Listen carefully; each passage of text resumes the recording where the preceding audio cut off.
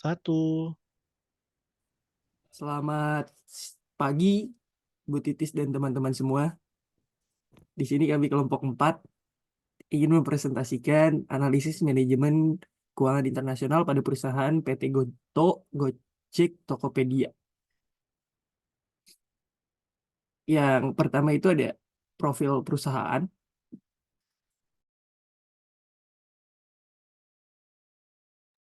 Untuk profil perusahaan pertama itu Goto merupakan ekosistem digital terbesar di Indonesia. Goto juga telah memperluas operasinya ke Singapura dan Vietnam dengan menawarkan solusi yang memberikan kemudahan sehari-hari kepada konsumen. Untuk visi dan misi Goto itu visinya memberikan kesempatan kepada siapapun untuk berpartisipasi dan meraih keberhasilan dalam ekonomi digital. Untuk misi Goto sendiri untuk mendorong kemajuan bagi para pelanggan, termasuk konsumen, pedagang, dan mitra pengemudi di dalam ekonomi digital. Untuk produk dan layanan Goto sendiri itu seperti on-demand service, permintaan, layanan, e-commerce, Tokopedia salah satu contohnya, dan financial teknologi seperti GoPay yang ditawarkan melalui Gojek, Tokopedia, dan Goto Financial. Berikut merupakan struktur perusahaan dari Goto. Dapat dilihat struktur perusahaannya pada bagian berikut. Selanjutnya itu dapat dilanjutkan oleh rekan saya, yaitu mengenai fluktuasi nilai tukar. Baik, selanjutnya ada fluktuasi nilai tukar. Pada dasarnya, fluktuasi nilai tukar suatu mata uang dipengaruhi oleh berbagai faktor, termasuk kondisi ekonomi global, kebijakan moneter, perdagangan internasional, dan faktor-faktor lainnya. Keterlibatan perusahaan-perusahaan besar seperti Goto atau sebuah perusahaan induk yang menggabungkan Gojek dan Tokopedia dalam ekonomi Indonesia dapat mempengaruhi beberapa aspek ekonomi. Namun dampaknya terhadap fluktuasi nilai tukar tidak selalu langsung. Lalu ada beberapa kemungkinan ya dari pengaruh GoTo terhadap ekonomi Indonesia yang bisa mempengaruhi nilai tukar melibatkan ada investasi asing, bisa peningkatan ekonomi digital, bisa melalui pasar keuangan dan kepemilikan asing. Lalu yang saya temui di sini, GoTo memiliki investasi yang mempengaruhi fluktuasi nilai tukarnya. Seperti investor asing terus memburu saham PT Goto, Gojek Tokopedia Tbk, atau Goto usai perseroan menerbitkan laporan keuangan tahunan. Mengacu pada data RTI, investor asing memasang posisi beli selama Maret kemarin. Hal itu bertepatan dengan waktu penerbitan kinerja keuangan perseroan. Meskipun masih membukukan rugi bersih saham sampai dengan 39,57 triliun, hal itu tidak menurunkan selera investor asing membeli saham teknologi tersebut. Hal itu melihat hal itu terlihat dari akumulasi beli yang mencapai 586,81 miliar. Investor asing setidaknya mengoleksi 4,1 miliar saham yang beredar di publik, dari pembelian 60,2 miliar saham dan penjualan 56,1 miliar saham. Meskipun tidak diketahui secara pasti, akan tetapi hal tersebut berpeluang untuk terjadinya fluktuasi nilai mata uang terhadap nilai mata uang asing dikarenakan banyaknya investasi asing yang terus memburu saham Goto. Boleh di-next.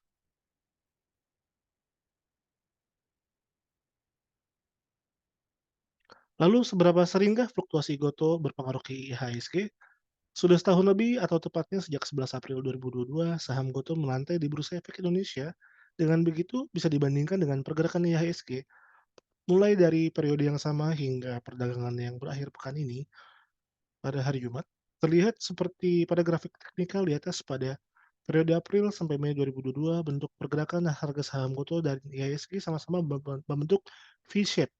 Pada waktu itu, Goto ambles lebih dari 40% dari harga IPO di harga Rp338 per saham menjadi Rp200 per saham.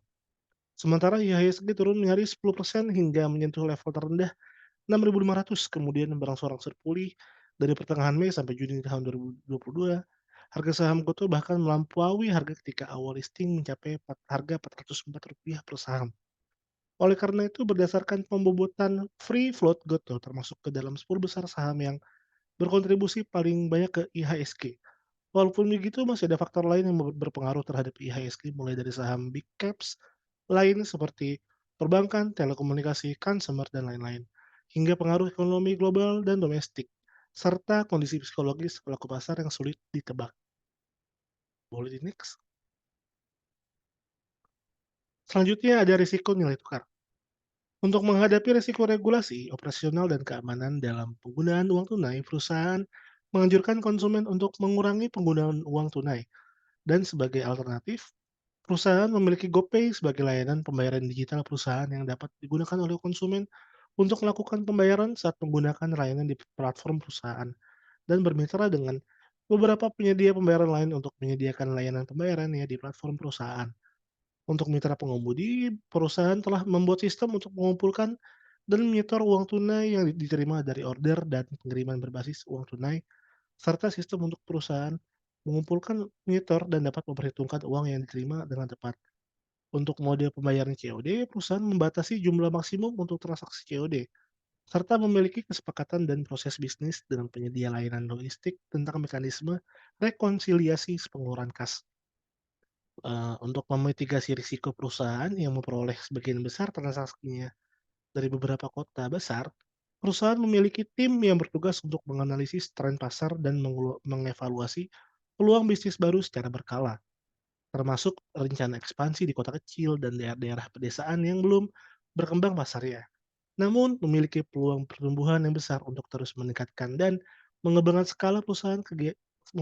skala kegiatan usaha perusahaan. Boleh di next. Selanjutnya akan dijelaskan oleh teman saya.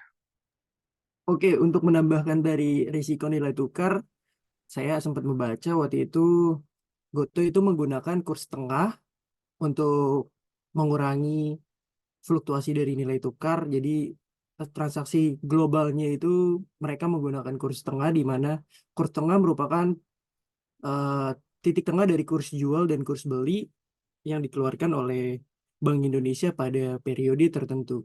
Jadi dari yang saya baca, Goto ini tidak terlalu mempedulikan risiko fluktuasi nilai tukar karena fluktuasi nilai tukar yang yang dialami oleh Goto itu tidak beberapa eh, begitu berpengaruh terhadap usaha perusahaan Goto ini.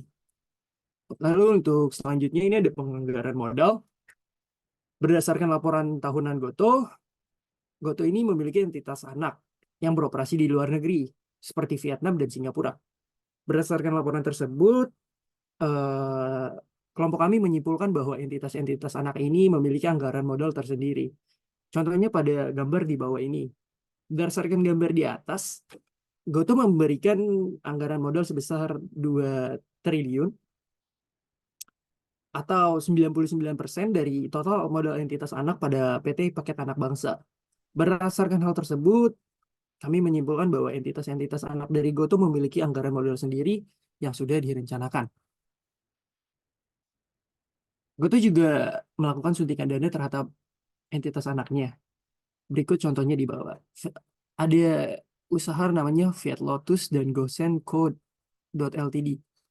Gambar di atas menunjukkan transaksi antara Fiat Lotus dan Gosen Co.ltd.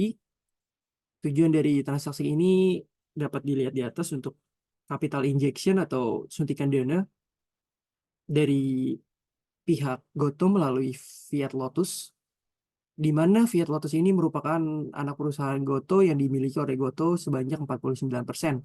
Dan Fiat Lotus memiliki anak perusahaan lagi yaitu Gosen Ltd. Jadi eh, Goto menyuntikkan dana ke Fiat Lotus dan Fiat Lotus menyuntikkan dana ke Gosen Ltd. Seperti itu.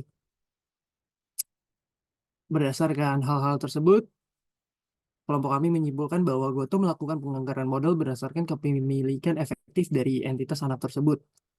Berikut beberapa entitas anak Goto dan persentase kepemilikannya. Seperti yang dapat dilihat pada tabel ini, di bawah itu tadi ada Fiat Lotus.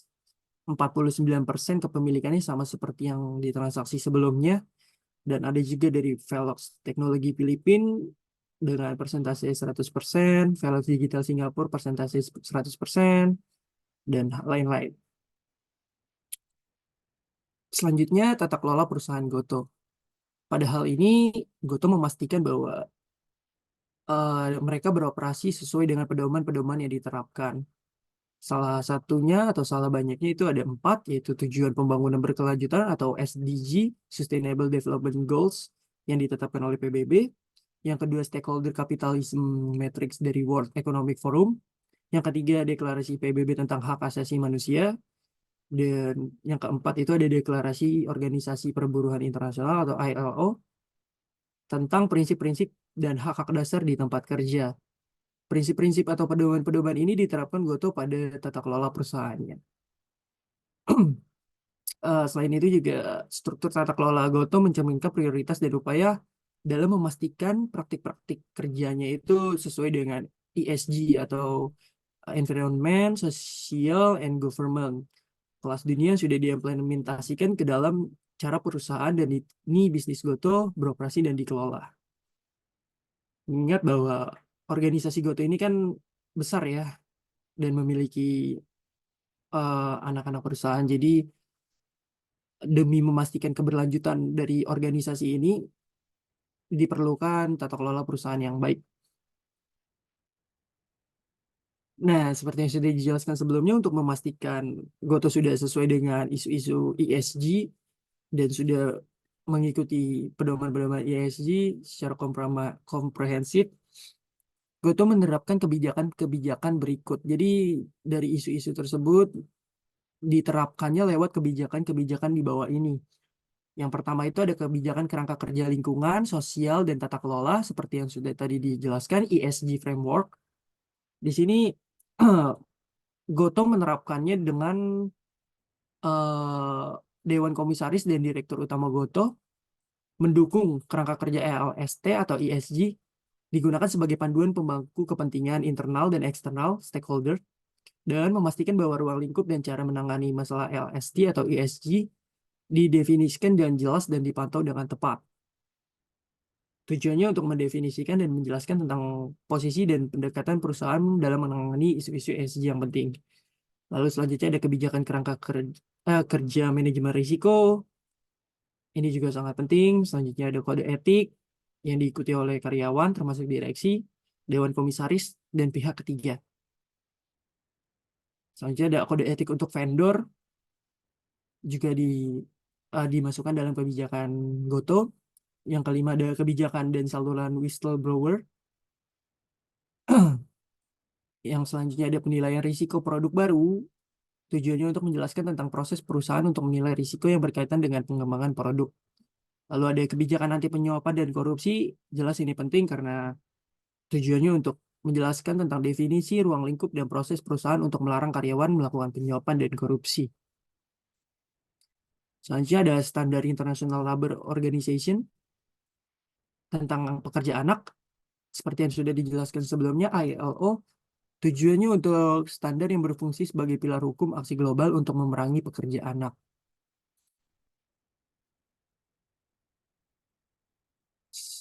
Selain kebijakan-kebijakan yang diterapkan sebelumnya, Goto juga berkomitmen untuk sepenuhnya mematuhi undang-undang dan peraturan yang berlaku di semua negara tempat mereka beroperasi.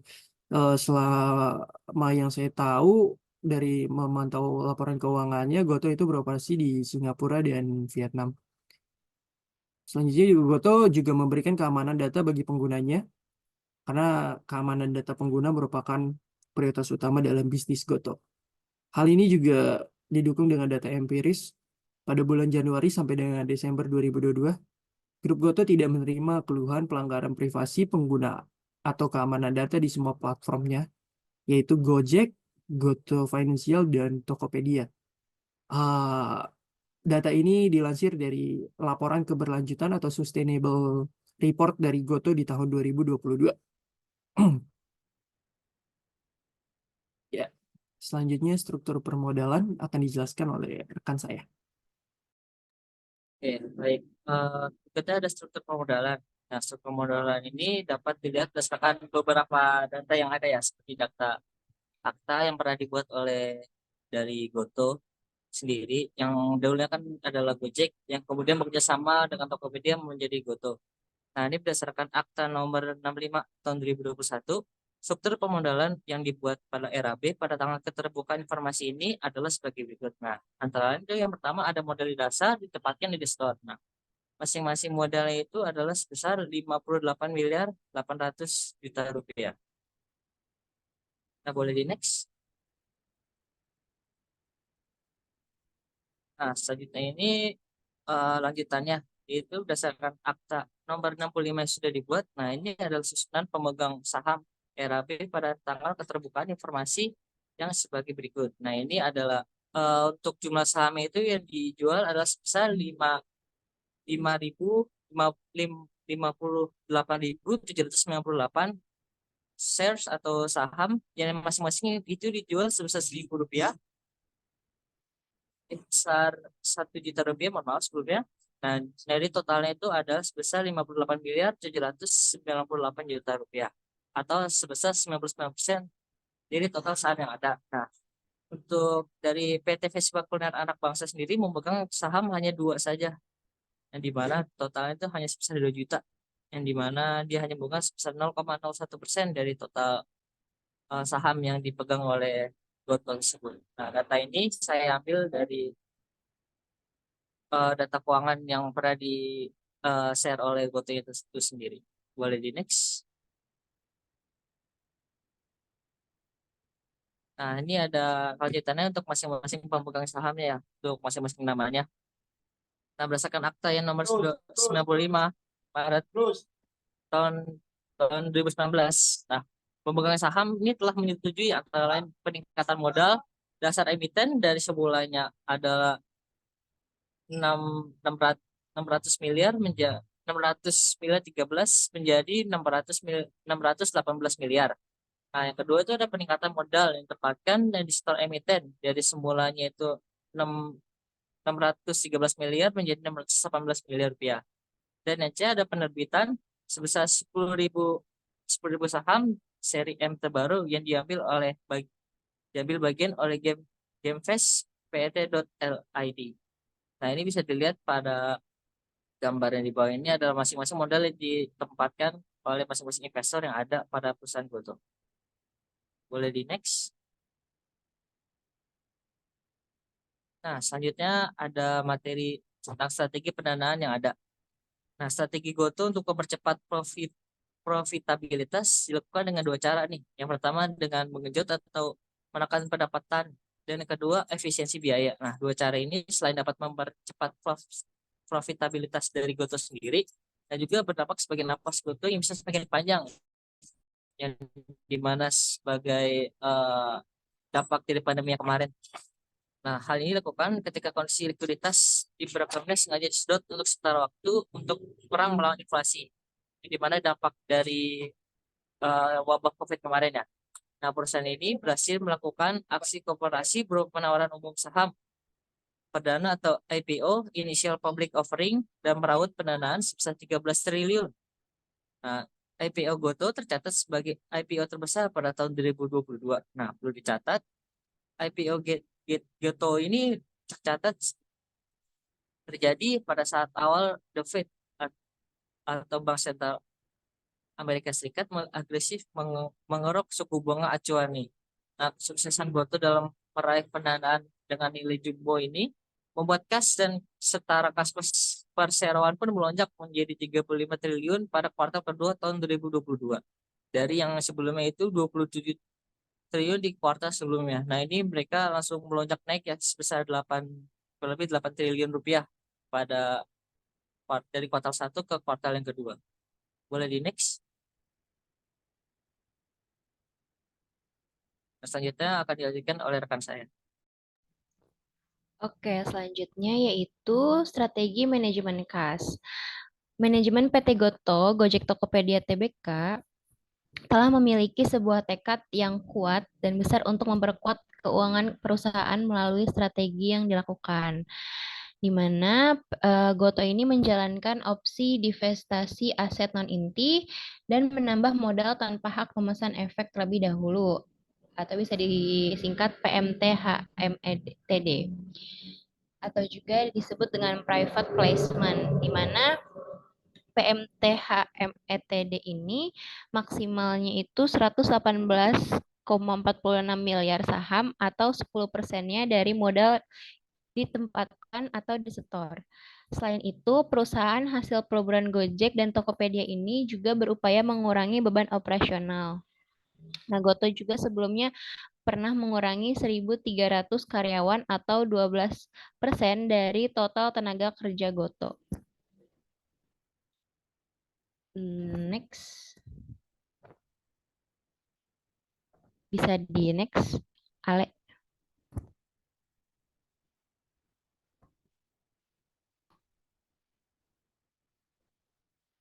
Oke. Selanjutnya dari materi yang tadi kita bahas, bisa ditarik kesimpulan nih, teman-teman. Yaitu di mana kesimpulannya fluktuasi nilai tukar suatu mata uang dipengaruhi oleh berbagai faktor, termasuk kondisi ekonomi global, kebijakan moneter, perdagangan internasional, dan faktor-faktor lainnya. Pengaruh Goto terhadap ekonomi Indonesia yang bisa mempengaruhi nilai tukar melibatkan investasi asing, peningkatan ekonomi digital, dan pasar keuangan, dan juga kepemilikan asing. Untuk memitigasi risiko perusahaan yang memperoleh sebagian besar transaksinya dari beberapa kota besar, perusahaan memiliki tim yang bertugas untuk menganalisis tren pasar dan mengevaluasi peluang bisnis baru secara berkala, termasuk rencana ekspansi di kota kecil dan daerah pedesaan yang belum berkembang pasarnya, namun memiliki peluang pertumbuhan yang besar untuk terus meningkatkan dan mengembangkan skala kegiatan usaha perusahaan. Goto melakukan penganggaran modal berdasarkan kepemilikan efektif dari entitas anak tersebut. Nah, Goto juga berkomitmen untuk sepenuhnya mematuhi undang-undang dan peraturan yang berlaku di semua negara tempat mereka beroperasi. Yang dilakukan perusahaan untuk memperkuat keuangan yaitu menjalankan opsi divestasi aset non-inti, menambah modal tanpa hak memesan efek terlebih dahulu atau yang tadi disebut PMTHMETD atau private placement, mengurangi beban operasional, dan yang terakhir pengurangan karyawan. Next. Iya, sekian dari kelompok kami, kurang lebihnya mohon maaf. Terima kasih atas waktunya.